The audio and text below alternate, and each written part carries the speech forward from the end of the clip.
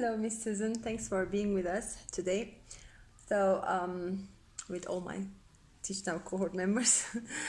So, I want to ask you about what we're going to do in the first week of my clinical, because I want to know what are your expectations and what are your classroom routines that we can cover, and also what are the standards you want me to cover, which areas you see my strength, and how we can plan our lessons. What do you think? I am so excited as a mentor teacher to welcome you, Ms. Amel, into really delivering a lot more of the instruction, and I'm excited especially with what I see as opportunities in science and math instruction even before the spring break. So that week that we come back from the short week of Carnival, I'm hoping that in many ways you can continue with our fractions instruction. You've seen from your work already that whole group instruction is not ideal for something that takes so many of our students additional practice to really show mastery, since it's still something that's brand new to almost everybody in third grade. So I'm hoping you can, from the chapter checkpoint, we'll get some data on who belongs in the smallest small group that will probably start reinforcing the very beginning of parts of a whole, and these specific standards NF1 and 2 and 3 that come from the chapter 8 work on fractions. I think it's worked very well in the past when you take this small group and whiteboards and really practice drawing out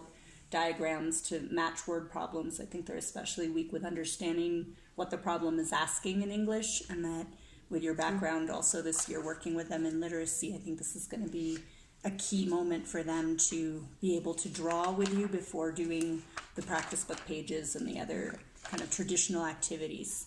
I have a suggestion here. Do you think we should prepare a vocabulary and probably translating it to Spanish is going to work for them? So many of them, because they needed extra time on their test on Monday, don't have the vocabulary from the very beginning of the unit.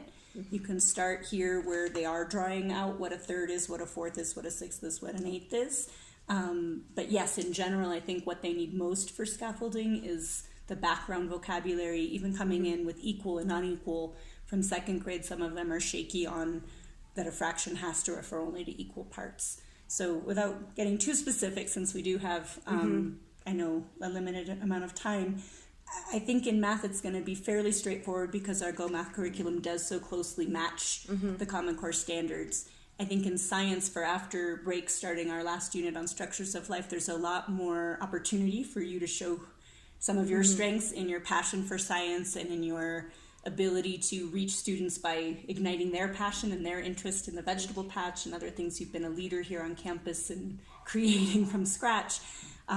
Those performance expectations from the NGSS are so much harder to weave into a differentiated class that I see one of our challenges in continuing to plan together to really make sure we know what each formative assessment will link to, now that we only have 2 instead of 4 science periods in a week, which specific activities and how we should ideally group our students who've been now with a different science group for the 2 units we've completed, how you would maybe see them ideally being paired up or grouped into groups of 4 or 5 for the structures of life, where I see standards that are much more elaborate and rigorous and needing to develop models of how organisms have unique and diverse life cycles. What do they have in common when we look at our seed search and they're looking at a papaya versus a watermelon versus a pear or an apple? How many seeds, the different textures and sizes and shapes of the seeds.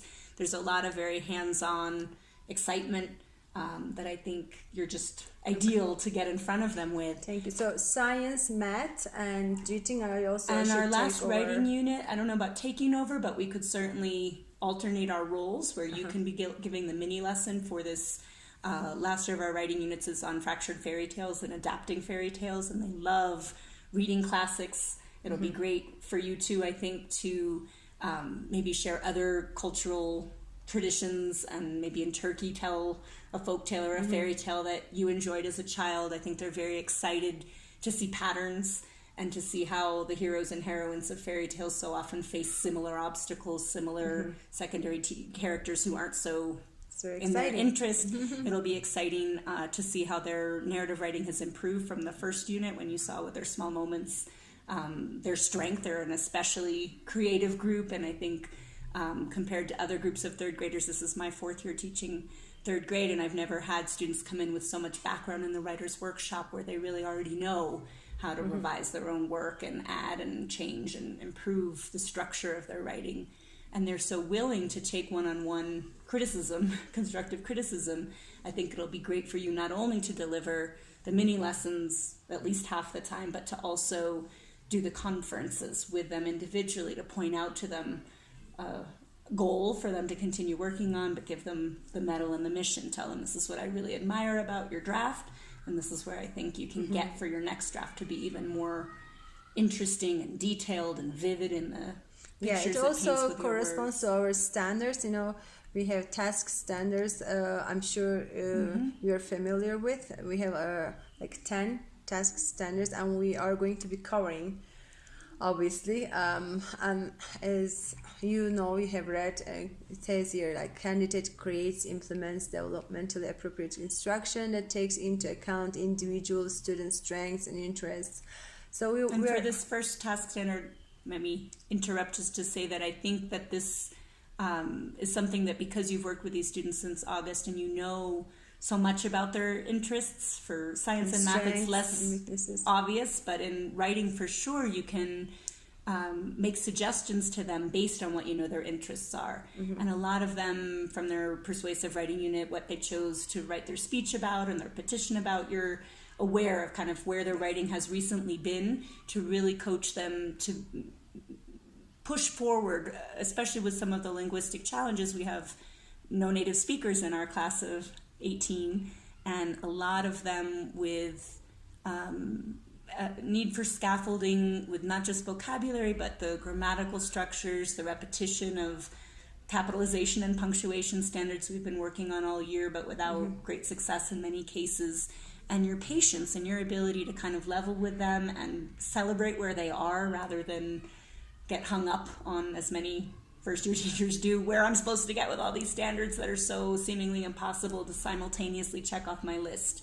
So what I admire about you and think is already, to me as a mentor teacher, desirable is that you have been designing and implementing instruction that certainly meets their cognitive and linguistic exact place. Sometimes I think with our limited space in here, we've also, with reading, been able to go outside and have a physical need met where they need some space to spread out and read in their group. You've been a great coach for book clubs to be tracing their characters' idea. They form an idea about their character based on the character's actions and deeds and words, and then they're able to think of a theory to generalize about that character. I think you've met them for all of the texts that they're reading in a place that they are, and I would love it if you could also, maybe on Wednesdays and Fridays, supervise a book club or two until we can also work on make a better plan reading for which books would best belong in their hands. I think the texts that we have in our library are not optimal, and that with Get Epic and other resources we can kind of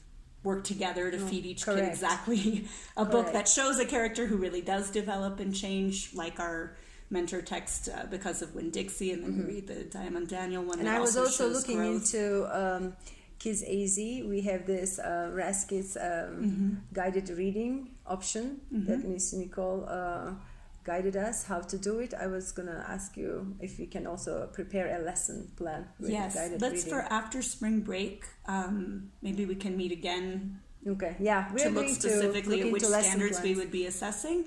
But I think reading is another opportunity for us to really use your talents in small groups, and we do need to differentiate a lot more than we've been able to thus far. Even with some outside teachers coming from the Learning Lab, we need to use you better in reading class as well. Thank you so much, Miss Susan. After this, we are going to move on to our lesson planning together next week. Awesome. In detail. Oh, I can't wait. Thank you. I'm looking forward to meeting you again. We're excited to have you. Thank you.